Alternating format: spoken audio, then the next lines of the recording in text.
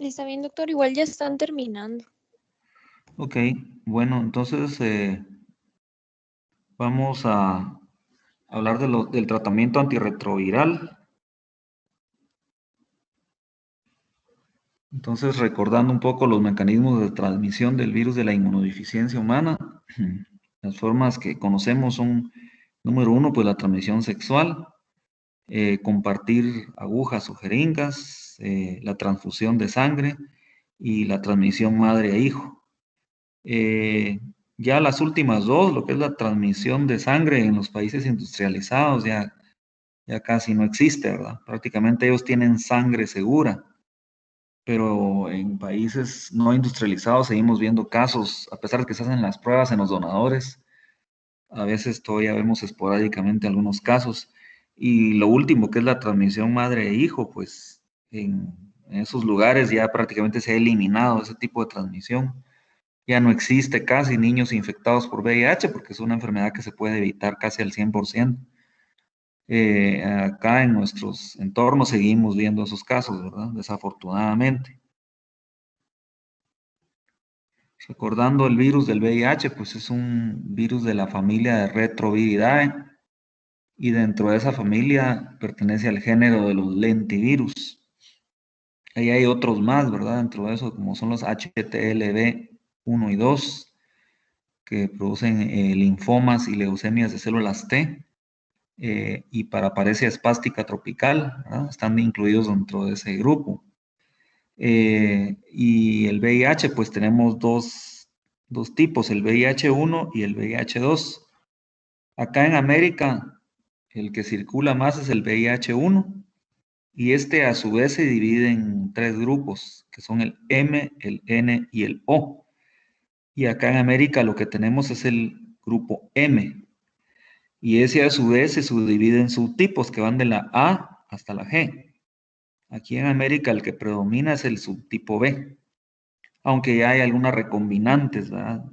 BG, BF y otras más. Entonces, el que tenemos acá en América, entonces el VIH-1, grupo M, subtipo B y algunos recombinantes. El VIH tiene genes que codifican para sus principales proteínas y enzimas. Tenemos el gen EMB, que codifica para la glicoproteína 120, la 160 y la 41, que son las de la envoltura. Tenemos el gen GAG, que codifica para la proteína P24 y otras más. Esa P24 es la que está en la cápside del virus. La P17 está en la matriz. Y tenemos el gen POL, que es el que codifica para las enzimas más importantes del virus, que son la retrotranscriptasa, la integrasa y la proteasa. Y otros genes antes llamados accesorios, pero que realmente no son accesorios, sino genes muy importantes que participan en la replicación viral, que son el TAT, el REV, NEF, BIF, BPR, BPU y el TEP, que vemos ahí hasta abajo. Entonces, este virus, pues, tiene dentro de su ciclo vital, lo primero, pues, es atravesar las mucosas de nuestro cuerpo, que es principalmente por donde entra o por vía sanguínea, en el caso de las transfusiones.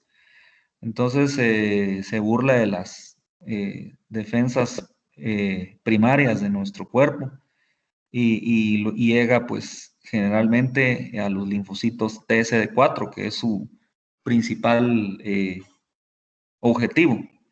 Entonces la glicoproteína 120 de la envoltura del virus se une al marcador CD4 que está en la superficie de linfocitos T y también de otras células que no necesariamente son linfocitos T, como macrófagos, ¿verdad? Y esto lo puede hacer a través de las células dendríticas que van a presentar al virus a los linfocitos T y le van a ayudar a que infecte a las células.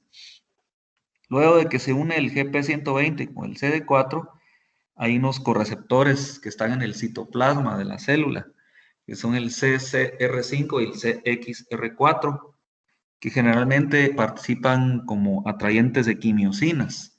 Entonces estos migran a la superficie de la célula y se unen a la GP120.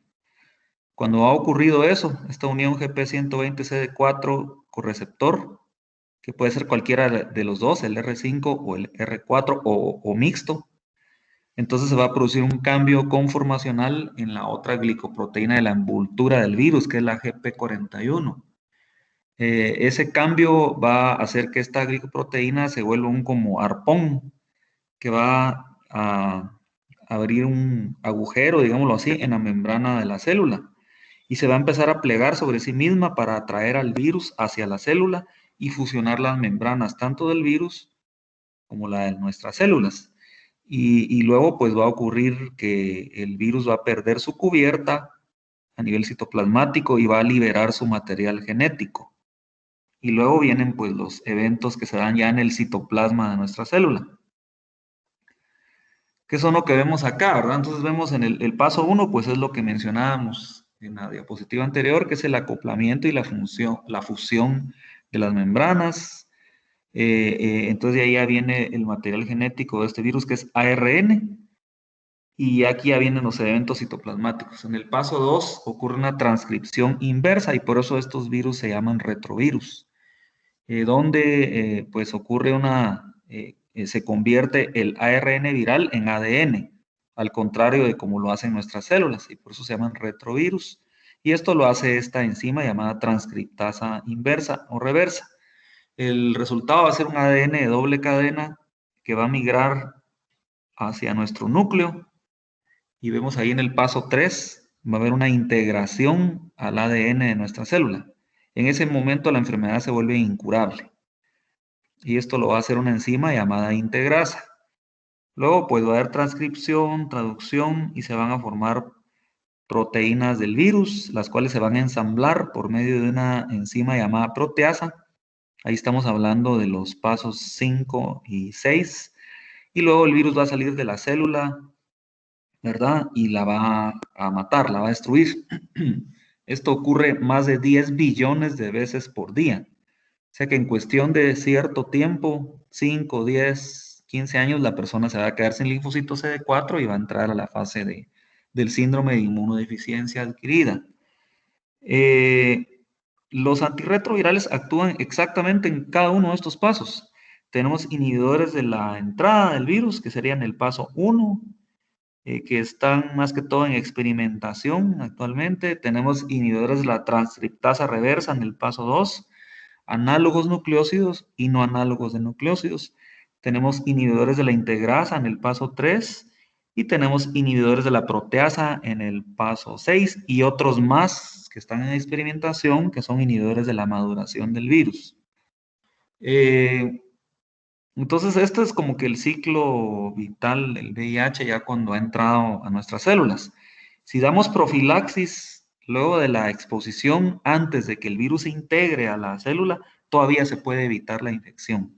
Pero una vez se ha integrado a nuestra célula, ya no hay pierde, la infección se vuelve crónica.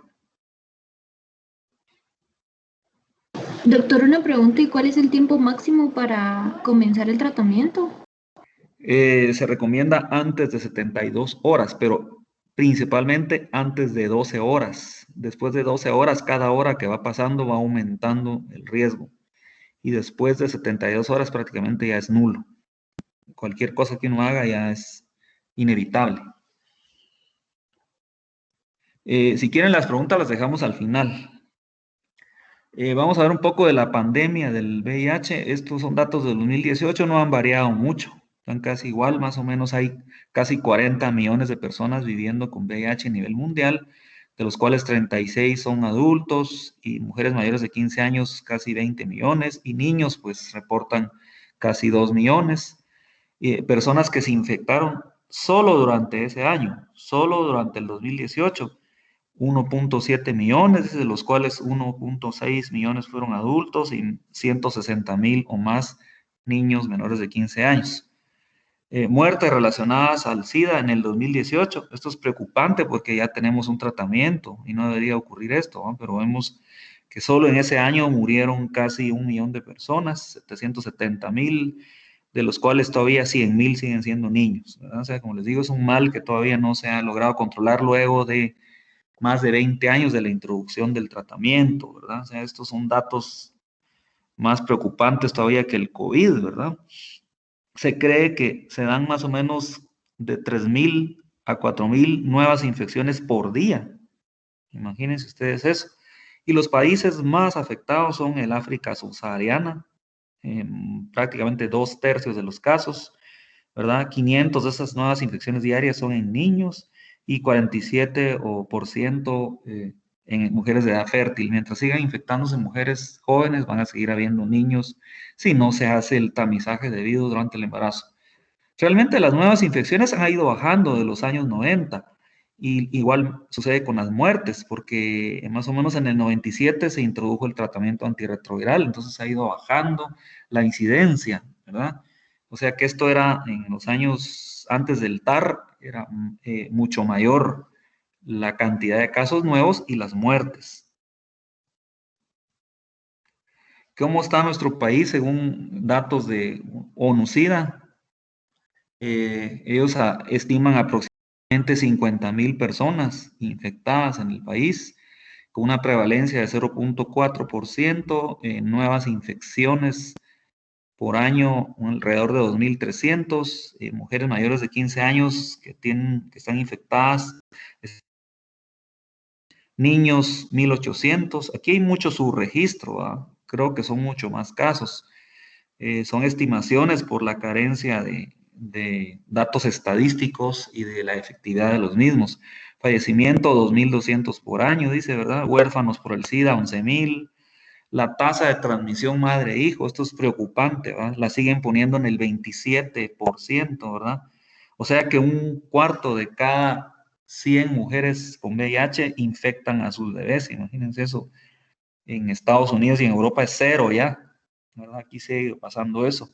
Y hay un indicador que sacó la OMS, que es el 90-90-90. Eso quiere decir que 90% de las personas que tienen el VIH, que lo tienen diagnosticadas, 90% de esos están bajo tratamiento antirretroviral y 90% de los que están bajo tratamiento tienen una carga viral controlada.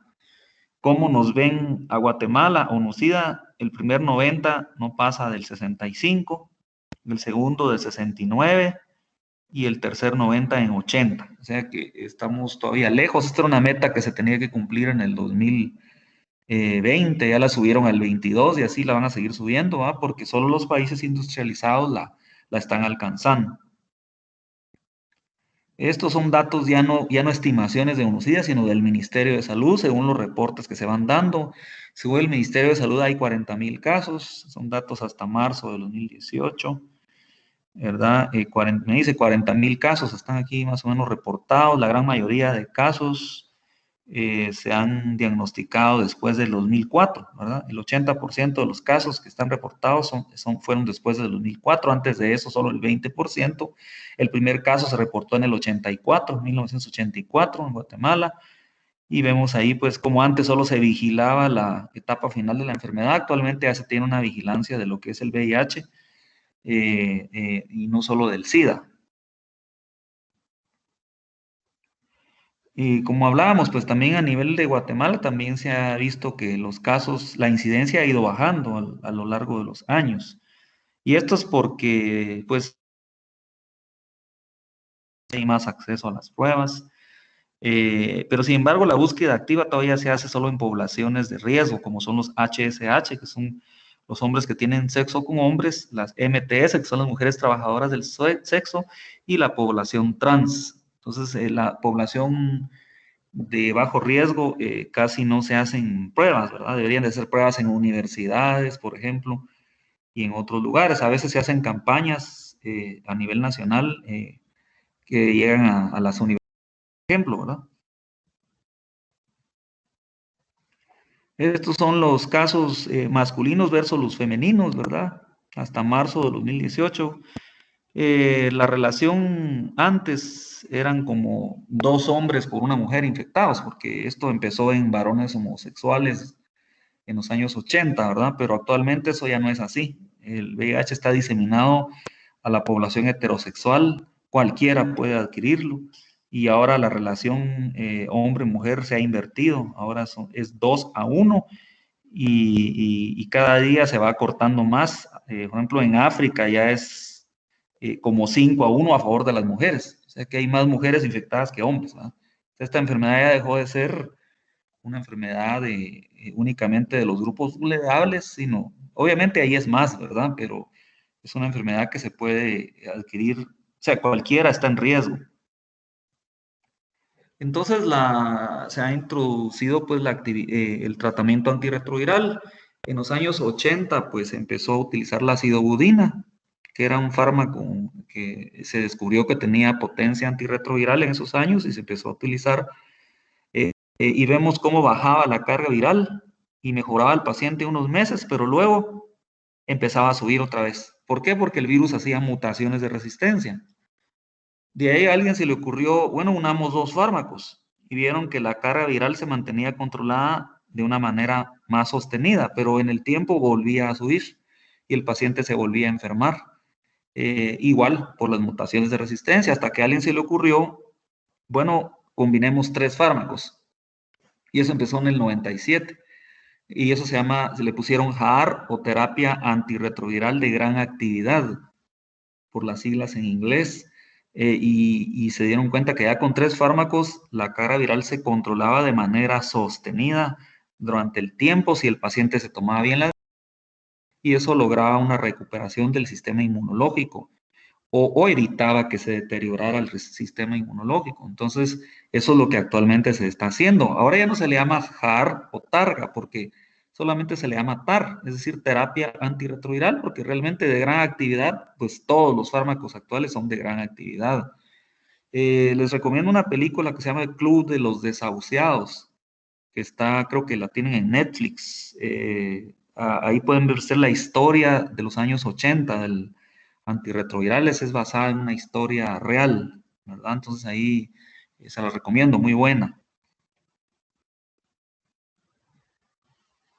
Bueno, entonces, el TAR o terapia antirretroviral, ¿cuáles son los objetivos? Pues ya dijimos, la combinación de 2 o preferentemente 3 fármacos que se sepa que son 100% efectivos, que el paciente se los tome bien todos los días sin fallo, es decir, que tenga una buena adherencia. ¿Y eso qué va a lograr? Pues la supresión virológica, es decir, una carga viral plasmática abajo del límite de detección, ¿verdad? O indetectable le llaman, ¿verdad? Mínimo riesgo de mutaciones de resistencia si el paciente se toma bien los medicamentos. ¿Qué va a hacer eso? Pues recuperar el sistema inmunológico o incluso evitar que se deteriore si uno diagnostica al paciente con tiempo. ¿Qué va a lograr con eso uno? Si el paciente ya venía muy tardío al diagnóstico, pues vamos a controlar las infecciones oportunistas y el paciente va a vivir una vida normal. Nadie va a saber que tiene VIH. La persona que tiene una carga viral indetectable no transmite el virus. Puede tener relaciones sexuales desprotegidas con otra persona negativa y el riesgo de transmisión prácticamente es casi nulo. Entonces, al dar terapia antirretroviral, estamos controlando también la transmisión sexual.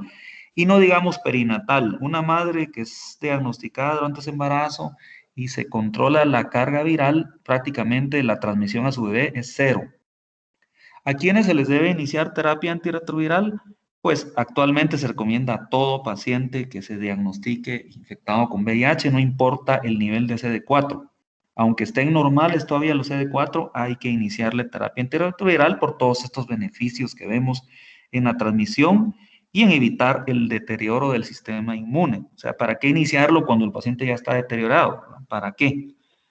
De tal manera que hasta se han hecho estudios donde si las personas inician el TAR en las primeras 10 semanas después de la infección y luego se les suspende, se pueden pasar meses o incluso años sin que el virus vuelva a replicar, ¿verdad? Y eso pues podría ser un beneficio en el futuro para el tratamiento con vacunas o fármacos que logren sacar al virus del ADN de nuestras células.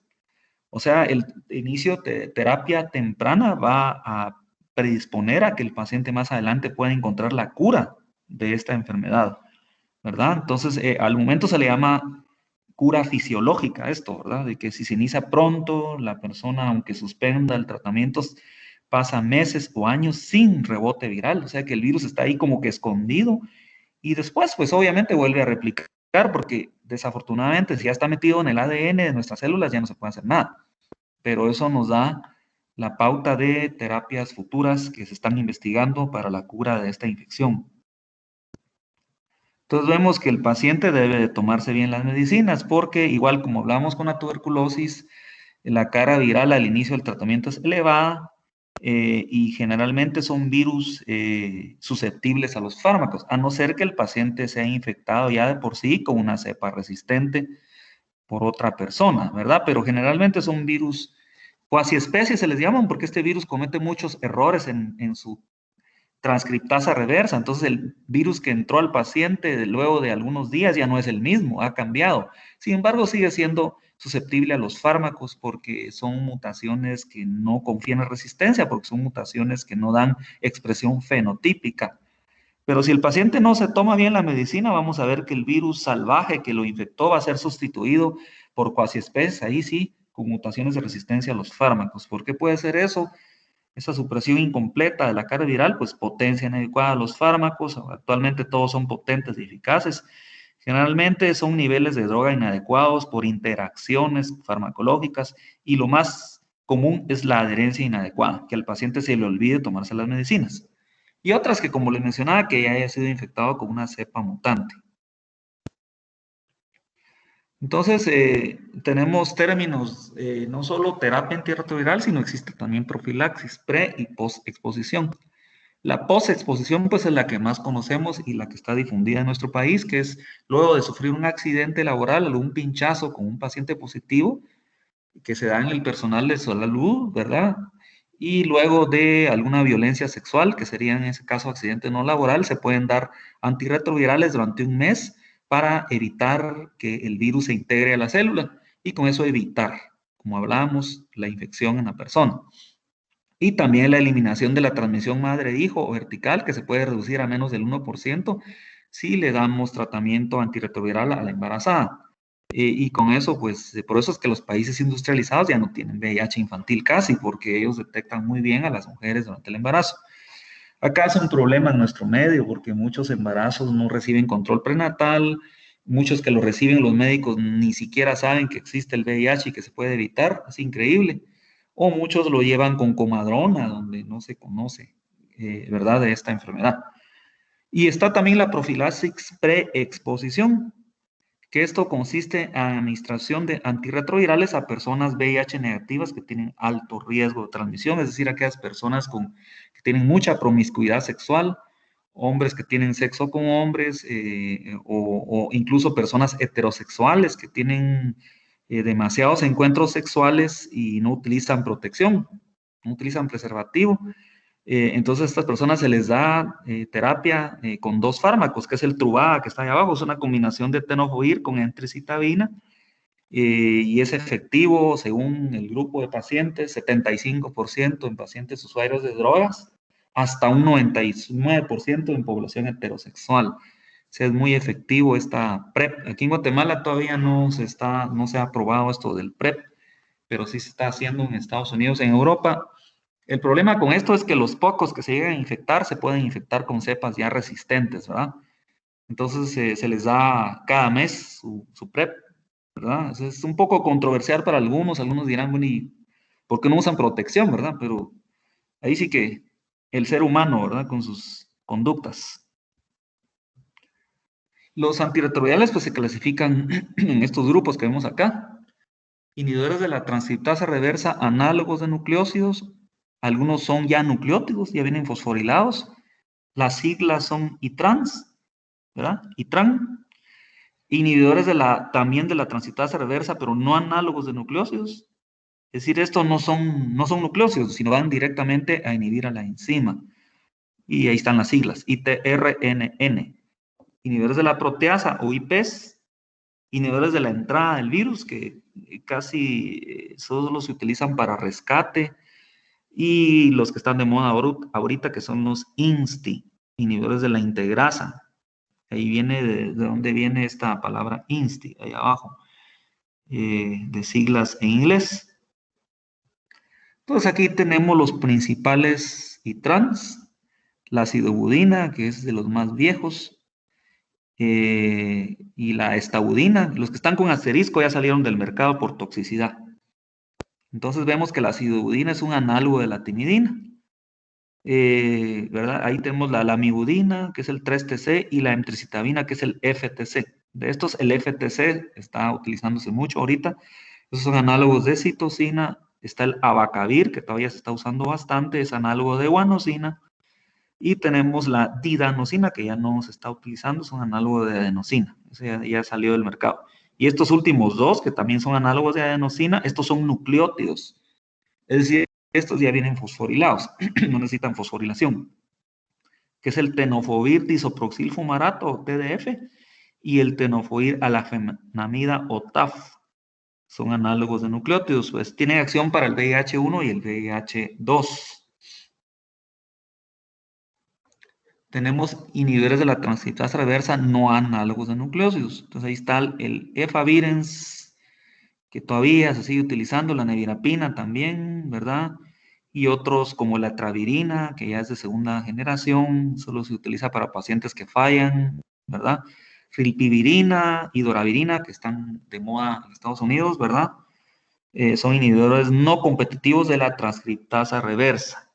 Y estos solo tienen acción para el VIH-1. Los análogos de nucleósidos, que son los anteriores, su mecanismo de acción es de que, como son análogos de nucleósidos, pues meten un nucleósido falso y con eso engañan a la transcriptasa reversa del VIH y paran su función. Entonces hay análogos de la timidina, ¿verdad? De citosina, de guanosina, como vemos ahí. Entonces entran y entonces viene la transcriptasa reversa y en vez de poner la timidina que le tocaba, se mete la acidobudina, digamos, una falsa timidina y con eso pues para la formación del ADN del virus a partir del ARN. En cambio, estos no análogos no son falsos nucleósidos ni falsos nucleótidos, sino estos van directo a inhibir la enzima. Y por eso se llaman así. Entonces son inhibidores no competitivos y ese es el mecanismo de acción. Entonces se unen al sitio activo de la enzima y la bloquean. Esto, si se recuerdan ustedes, estaba ocurriendo en el citoplasma. Inhibidores de la proteasa ya son en una fase más avanzada de la replicación viral. Aquí tenemos los principales, en asterisco los que ya salieron del mercado y sus siglas a la par, ¿verdad? Vemos que actualmente los que se están utilizando más es el lopinavir y el darunavir y el atazanavir. Y este ritonavir fue el primero que salió, pero actualmente solo se utiliza para potenciar a los otros. Es decir, se agrega a bajas dosis para producir una potenciación, que vamos a ver después en qué consiste. Estos inhiben la proteasa, ¿verdad? Del VIH-1 y 2, se unen directamente al sitio de acción de forma competitiva y inhiben pues la acción de esta enzima, ¿verdad? Que es importante en la replicación viral. Inhibidores de la integrasa, estos son los que están de moda ahorita como parte del TAR. Estos inhiben la enzima integrasa, es decir, inhiben la unión del ADN proviral a nuestro ADN. El primero que salió es el raltegravir, ahí están sus siglas a la par. Luego sale este elvitegravir y más recientemente el dolutegravir, que es el que se está utilizando más a nivel mundial y en Guatemala, y este nuevo que lo vimos en el artículo es el victegravir, ¿verdad? Que se está utilizando en Estados Unidos y en Europa. Veamos los inhibidores de la entrada. Estos más que todo solo se utilizan para rescate, es decir, para pacientes que ya fallaron a todos los fármacos. El infuvirtide, llamado T20, este inhibe la fusión de las membranas. Inhibidores de los correceptores, ¿recuerdan ustedes del correceptor CCR5? ¿Verdad? Entonces ahí tenemos el Maraviroc. Y también hay un anticuerpo monoclonal dirigido contra el marcador CD4. Entonces con eso evita que el virus se una a él, ¿verdad? La GP120 del virus, y se llama ibalizumab, que es un fármaco nuevo.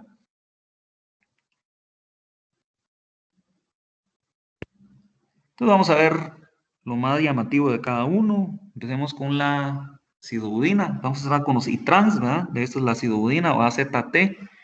Ahí está el nombre químico, ¿verdad? 3 ácidos, 3 desoxitimidina. Es una timidina falsa, como ya hemos hablado. La habían producido en los años 60 como un antineoplásico, pero no funcionó.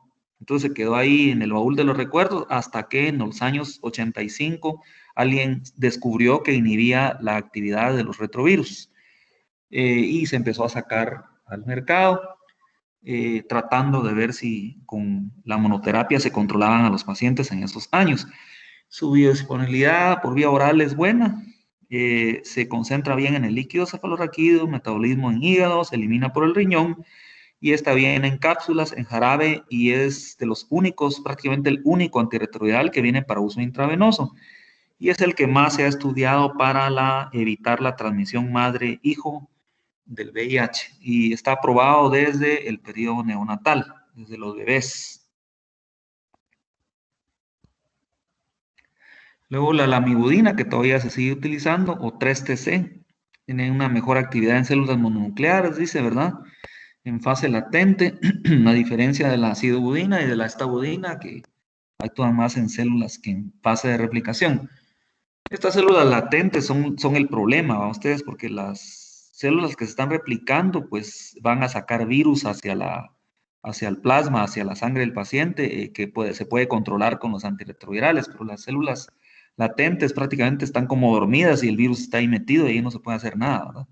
Este dice que actúa un poco más en las células en fase latente, sin embargo, no puede curar el VIH, ¿verdad?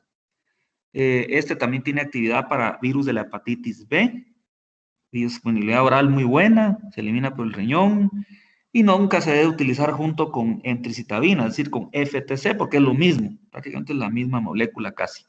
Vienen tabletas en solución, está aprobada en niños, igual desde el periodo neonatal, y tiene muy poca barrera genética. Esto de barrera genética quiere decir la capacidad que tiene el fármaco de generar mutaciones de resistencia. A lo mejor al revés, ¿va? La capacidad que tiene el virus de generar mutaciones de resistencia hacia el fármaco. Una alta barrera genética sería que el fármaco aguanta bastante antes de que el virus realice una mutación. Baja barrera genética o pobre sería lo contrario, ¿verdad? Que el virus rápidamente va a hacer resistencia al medicamento, ¿verdad? Que sería el caso de este 3-TC. Si el paciente deja de tomarse la medicina o falla en las dosis, rápido va a hacer resistencia. La entricitabina, el FTC, pues es igual al 3-TC, solo que tiene una vida media más larga y es el que viene en las combinaciones que están de moda ahorita. También es útil para hepatitis B y está aprobada para los niños desde los 3 meses de edad. Y generalmente, como le digo, viene combinada con TDF o con TAF.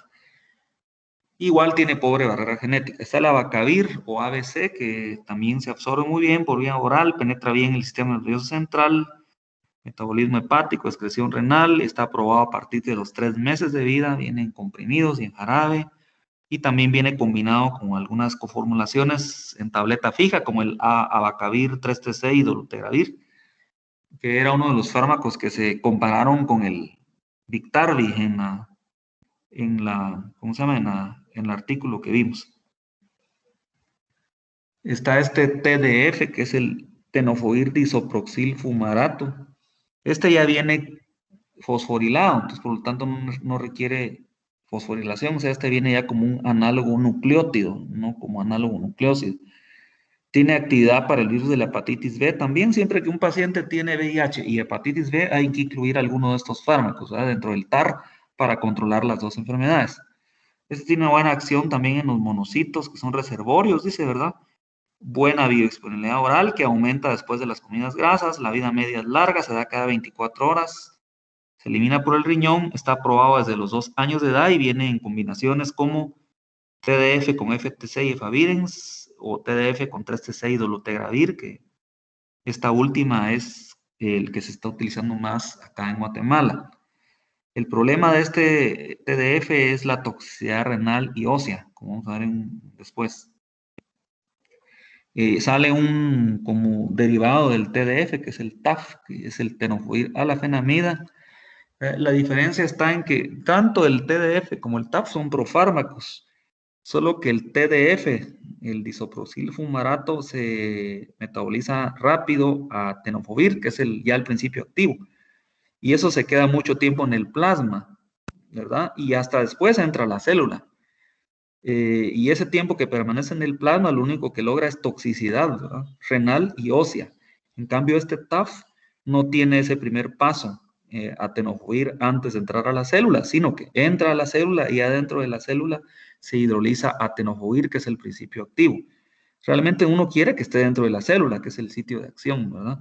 Entonces, por lo tanto, este TAF tiene mejores concentraciones celulares, entra rápido a la célula, por lo tanto deja menos metabolitos en el plasma y menos toxicidad. Y este TAF es el que viene combinado con FTC en diversas combinaciones, ¿verdad? Por ejemplo, el del artículo traía TAF, FTC y Victegravir, que es un integrasa de nueva generación. Vamos ahora con los no análogos, ¿verdad? El efavirenz, ¿verdad? Todavía se sigue utilizando, ¿verdad? Pues tiene una disponibilidad oral buena que se incrementa hasta un 22% luego de una comida, sobre todo si es grasa. Se concentra bien en el líquido cefalorraquídeo, más de 3 veces que lo del plasma, dice. Todos estos no análogos nucleócidos son inductores del P450, entonces hay que tener cuidado con las interacciones. Vida media es larga de este efavirenz, hasta 76 horas. Se da cada 24 horas, está aprobado a partir de los 3 años. Este era categoría D en el embarazo, pero actualmente hay unos estudios que han demostrado que no producen mayor problema. Lo que producía era defectos del tubo neural. Actualmente se está utilizando en el embarazo en todos los trimestres, pero todavía le quedó ahí esa categoría por la FDA. El otro no análogo es la nevirapina, también se absorbe por vía oral muy bien. Esta no se afecta por alimento ni por antiácidos, también es un inductor, ¿verdad? Del P450, se concentra muy bien en el líquido cefalorraquídeo también, 45% dice de la plasmática, y este ya casi su uso más que todo es solo para los bebés, para prevenir la transmisión madre-hijo, combinado con otros 2 fármacos en el caso de los niños expuestos a VIH de alto riesgo. Y realmente ya solo en recién nacidos es preferido para inicio de TAR, ya en edades fuera del periodo neonatal ya no, porque hay mejores alternativas, ¿verdad? Y estos dos, el efavirenz y la nevirapina, tienen muy mala barrera genética. Rápido hacen mutaciones y los pacientes fallan al tratamiento. Y ahí vienen los no análogos más modernos, que son los de segunda generación. Tenemos la etravirina, dice que la absorción mejora con alimentos, también se metaboliza en el P450, también es un inductor del P450. Este más que todo se utiliza para pacientes que hayan fallado a otros no análogos. Está aprobado a partir de los 6 años. Está la rilpivirina, esta se administra con medicamentos, ¿verdad? También es inductor del P450, está aprobado a partir de los 12 años en combinaciones fijas de rilpivirina, tenofovir y entricitabina, una tableta al día. Y esta doravirina, que es la más reciente, ¿verdad? También es metabolizado en el P450, se da una vez al día, está aprobado solo en adultos arriba de los 18 años y viene en combinaciones de doravirina, tenofovir y lamivudina 3-TC en una tableta al día.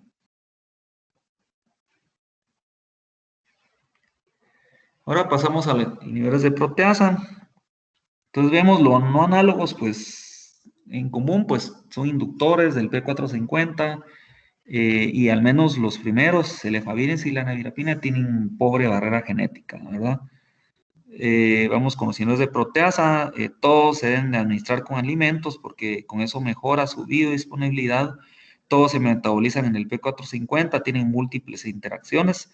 Estos, a diferencia de los no análogos, estos son inhibidores del P450, entonces van a subir los niveles de un montón de fármacos. Y si se administran con inductores del P450 como la rifampicina, los niveles de estos fármacos van a bajar de manera notable. Es un problema, entonces, utilizar estos fármacos inhibidores de proteasa cuando el paciente tiene tuberculosis y dentro de su esquema, pues se utiliza rifampicina. Y estos todos se deben de potenciar con ritonavir. La potenciación con ritonavir. Ritonavir es un antirretroviral también, inhibidor de proteasa, pero no tiene actividad antirretroviral cuando se combina con los otros proteasa, porque se agrega a bajas dosis. ¿Por qué se agrega ritonavir? Se agrega para que inhiba el metabolismo del antirretroviral acompañante, es decir, del proteasa acompañante, ¿verdad? Entonces, con eso va, al inhibir el metabolismo del proteasa que lo acompaña, va a subir los niveles del proteasa principal. Entonces vemos aquí que, por ejemplo, el lopinavir viene combinado con ritonavir, no viene solo, con ritonavir a bajas dosis, ¿verdad? Para que suba los niveles del lopinavir, ¿verdad? Al inhibir el citocromo, ritonavir a bajas dosis. Y eso se llama potencialización o boosterización de los inhibidores de proteasa. Y entonces lopinavir, ritonavir, ese es el que más se está utilizando aquí en Guatemala. Vienen comprimidos, también viene líquido. El problema del líquido es que tiene muy mal sabor y necesita refrigeración. Está aprobado a partir de los 14 días de vida y también vienen gránulos orales, aunque eso no lo tenemos todavía en Guatemala. Todos los inhibidores de proteasa tienen una excelente barrera genética. Es una gran ventaja de estos fármacos, que el paciente puede fallar y cuesta que hagan mutaciones de resistencia, a diferencia de los no análogos y a diferencia de ciertos análogos como el 3-TC y el FTC. Otro inhibidor de proteasa es el atazanavir, también viene coformulado con ritonavir a bajas dosis como potenciador. Este viene en polvo oral, en cápsulas, está aprobado desde los 3 meses de vida y se da una vez al día. Una gran ventaja de este atazanavir. Tipranavir también viene con ritonavir, está aprobado a partir de los 2 años. Más que todo se utiliza solo en pacientes que ya tienen resistencias a otros fármacos inhibidores de proteasa. Las interacciones pues, son similares al atazanavir y a los demás. Y darunavir, ¿verdad? También viene coformulado con ritonavir a bajas dosis, está indicado para inicio y para rescate en adultos y en niños a partir de los 3 años. ¿Verdad? Entonces, ya habíamos mencionado, entonces el ritonavir es un inhibidor del CYP3A4 para que el otro antirretroviral proteasa acompañante suba los niveles. También hay otro inhibidor del CYP3A4 que es el cobicistat. Entonces, muchos de estos fármacos antirretrovirales inhibidores de proteasa ya no vienen combinados con ritonavir, sino con cobicistat, que funcionaría como otro potenciador. Entonces tenemos darunavir cobicistat, por ejemplo, y atazanavir cobicistat, para evitar el uso de otro proteasa, que es el ritonavir, que puede producir problemas de lípidos, como vamos a ver más en un rato. Ahora pasamos a los INSTI o inhibidores de integrasa. El primero fue el raltegravir. Este tiene un metabolismo por glucuronización, lo cual lo hace atractivo en lo que son interacciones. Está aprobado para niños desde el periodo neonatal, desde recién nacidos. Vienen tabletas masticables, en tabletas en comprimidos para adulto y en polvo oral para bebés. Pues el problema del raltegravir es que tiene muy poca barrera genética este raltegravir, ¿verdad? El segundo de los más modernos es el dolutegravir, ¿verdad? Dolutegravir está aprobado a partir de los 3 años de edad. Viene en combinaciones fijas y también viene suelto. Y es uno de los inhibidores de la integrasa más utilizados en Guatemala.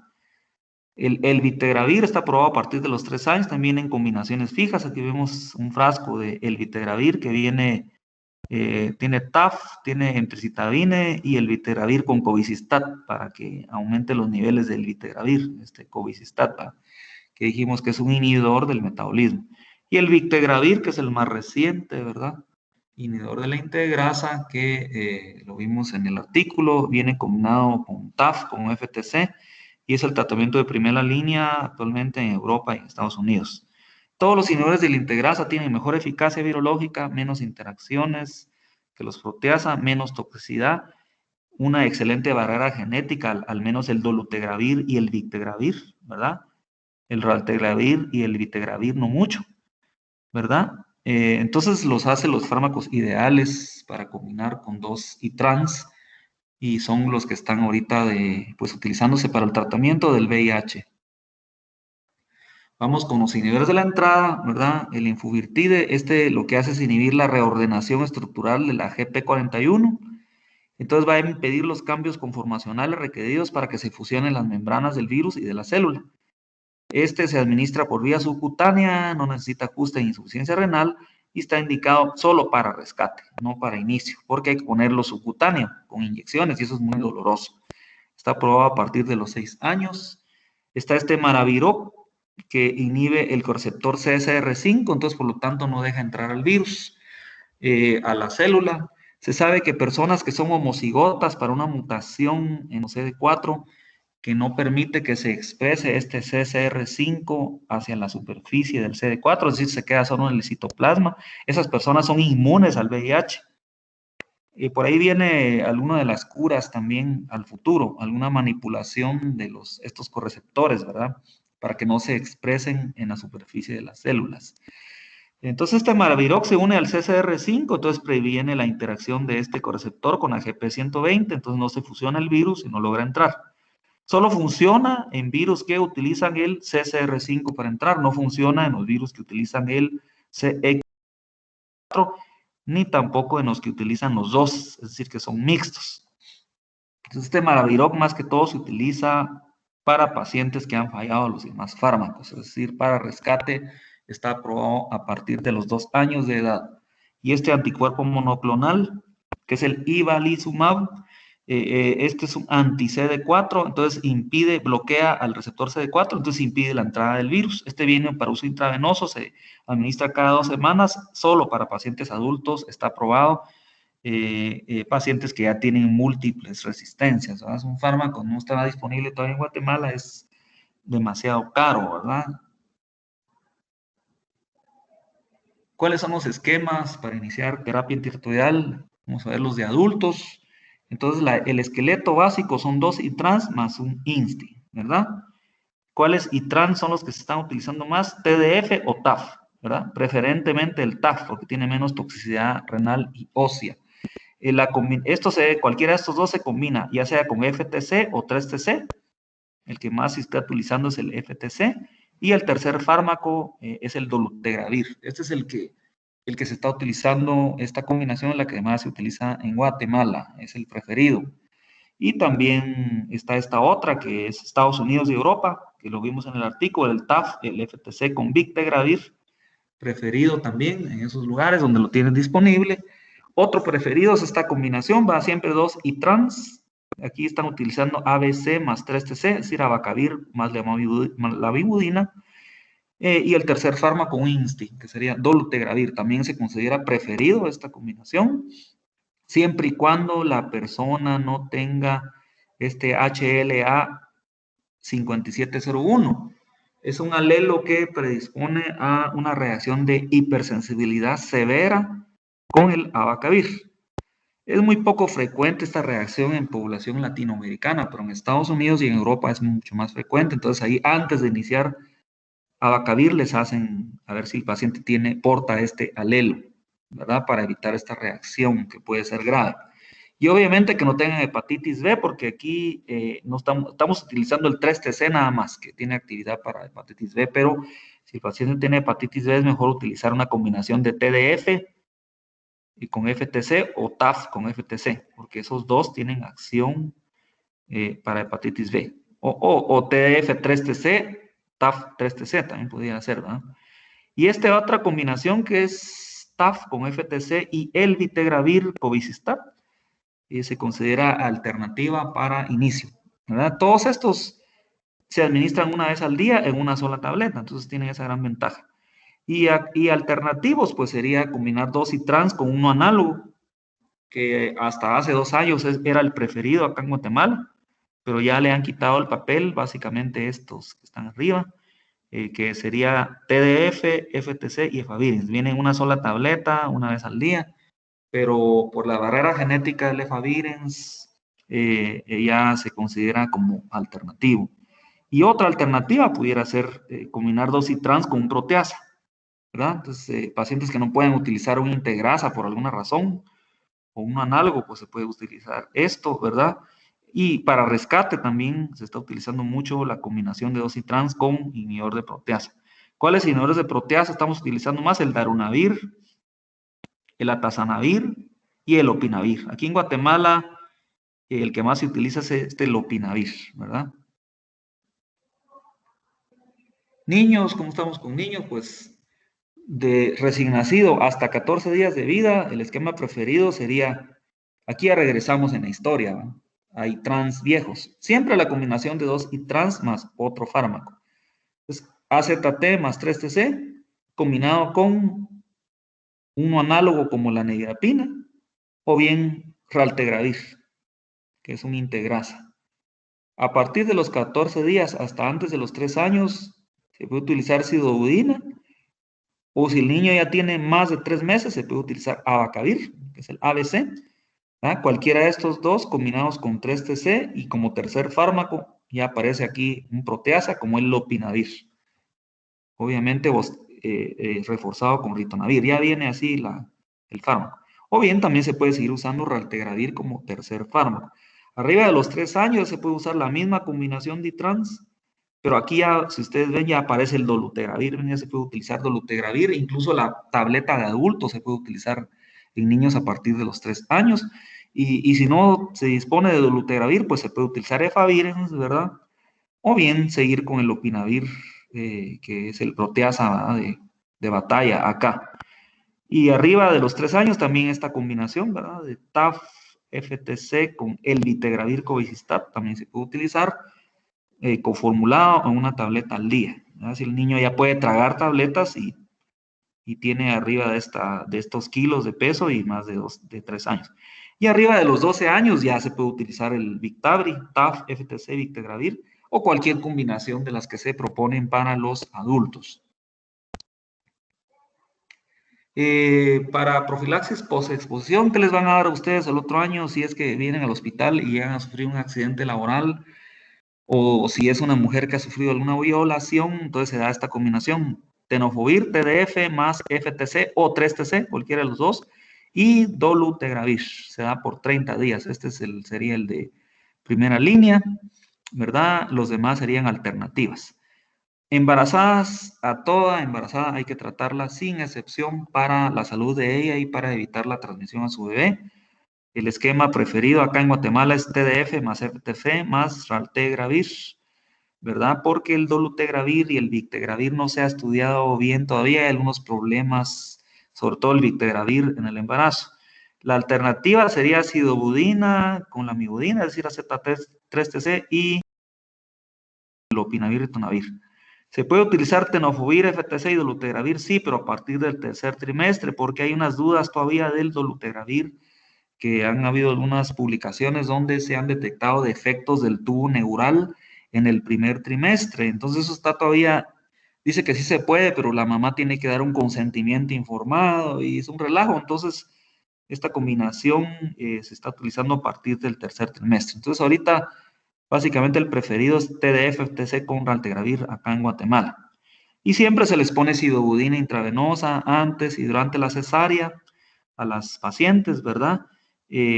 Sobre todo si no hay control virológico, si la mamá está controlada, hasta se puede dejar de hacer la cesárea y darle parto vaginal y se puede dejar de poner la sidobudina, ¿verdad?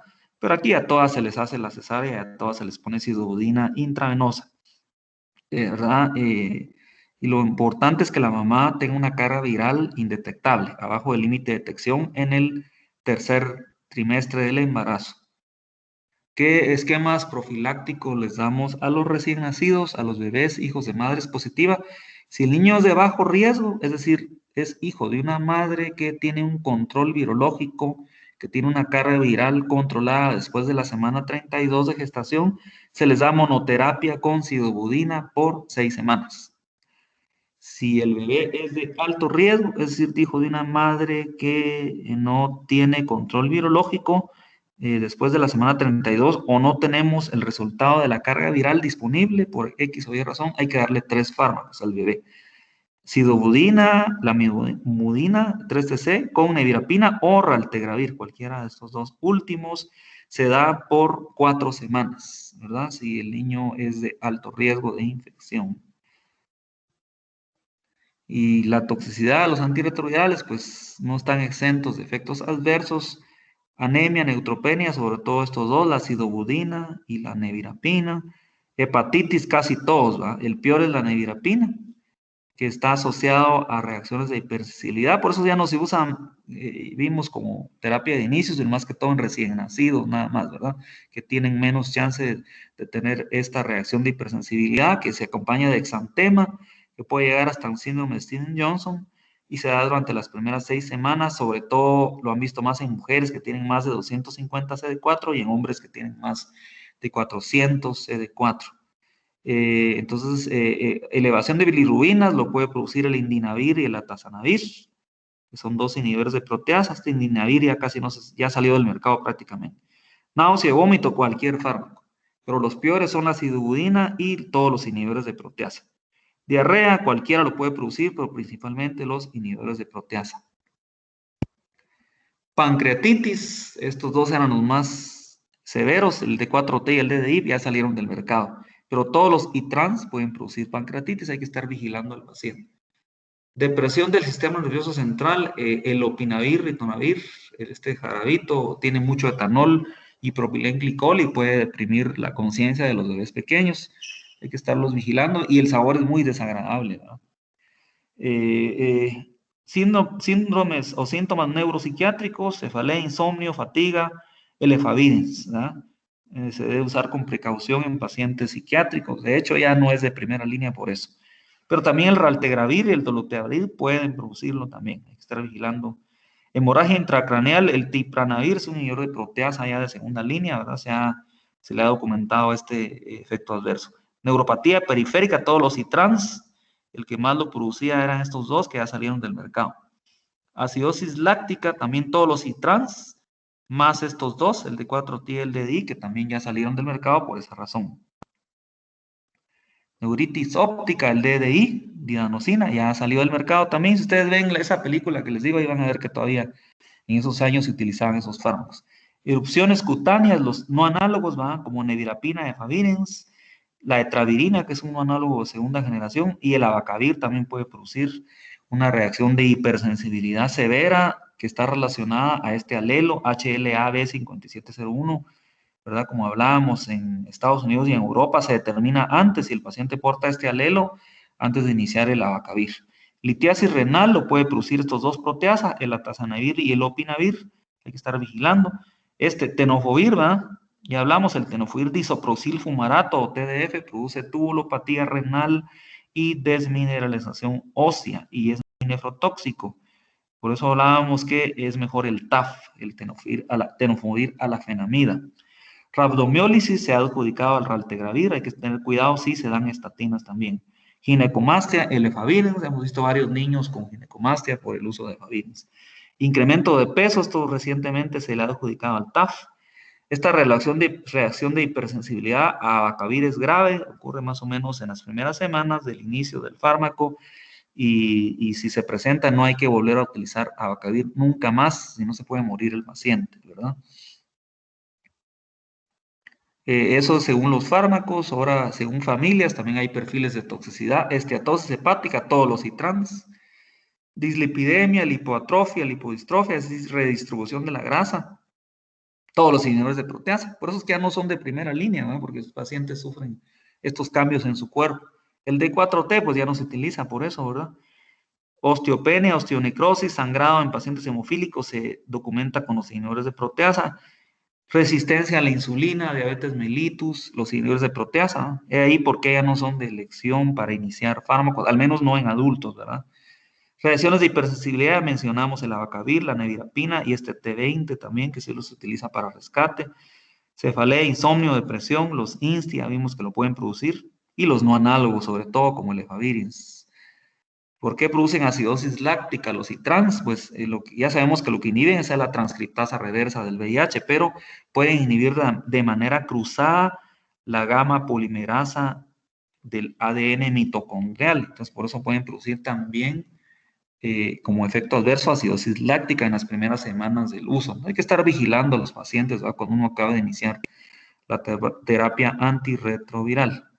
Vemos algunas fotos aquí de la reacción de hipersensibilidad a Bacavir, que puede llegar a producir fallo multiorgánico y muerte si no se suspende el fármaco rápidamente. La nevirapina también puede producir reacciones de hipersensibilidad, puede producir hepatotoxicidad severa, ¿verdad?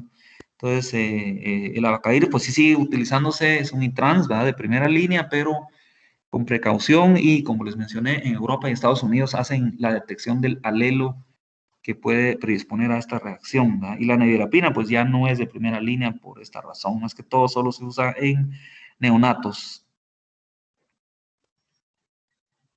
Aquí vemos lo que hablábamos, la toxicidad crónica, es decir, los cambios en la redistribución de la grasa, hay que estar vigilando los pliegues cutáneos, la circunferencia del brazo, ¿verdad?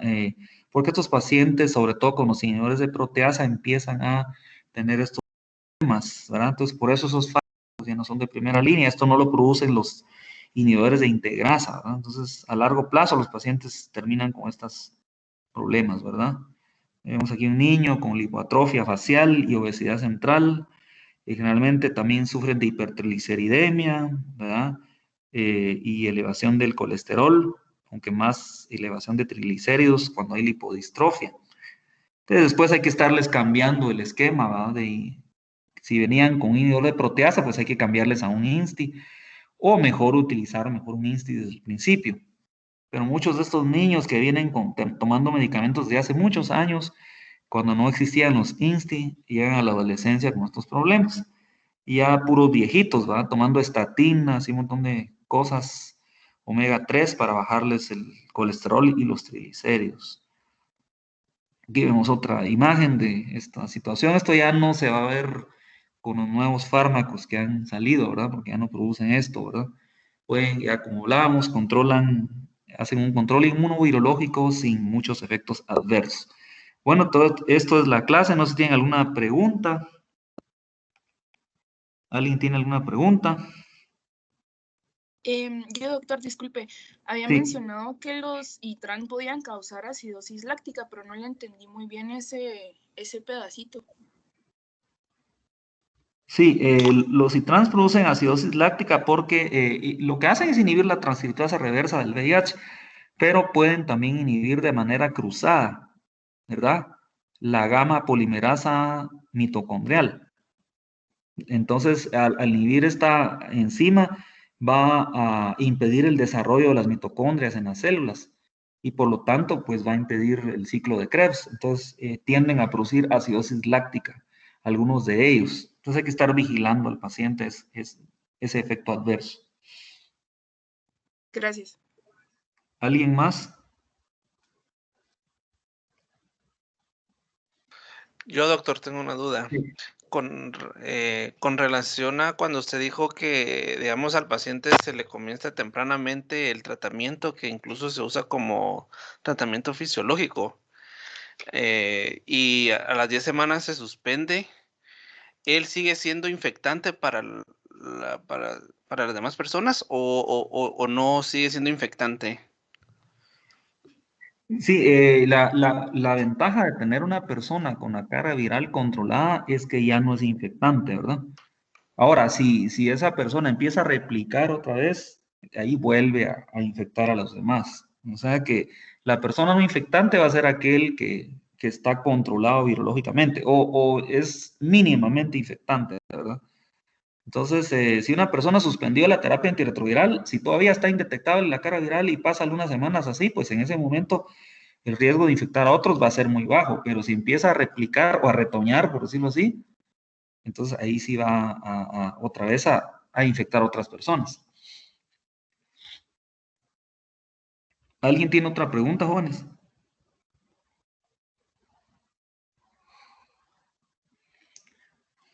Sí, Emanuel, le oímos.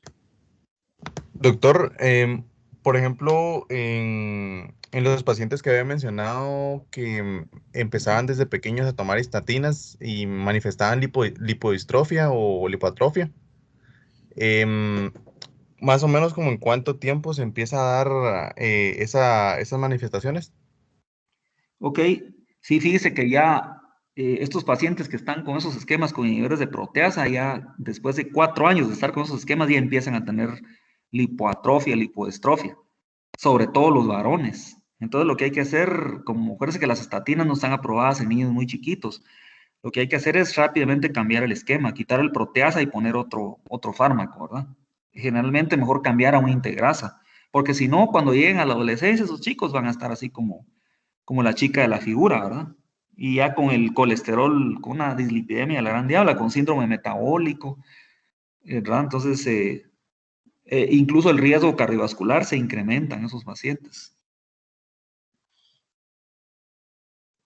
Ok, gracias. ¿Algo más, jóvenes? Sí, Carlos. Sí, doctor, buenas tardes.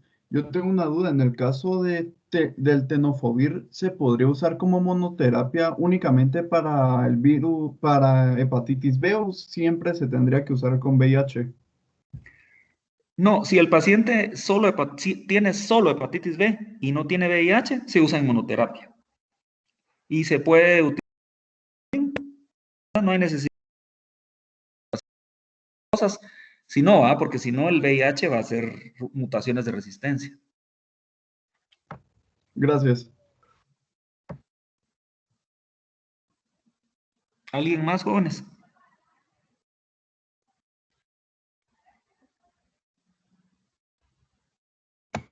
Doctor, yo solo le quería comentar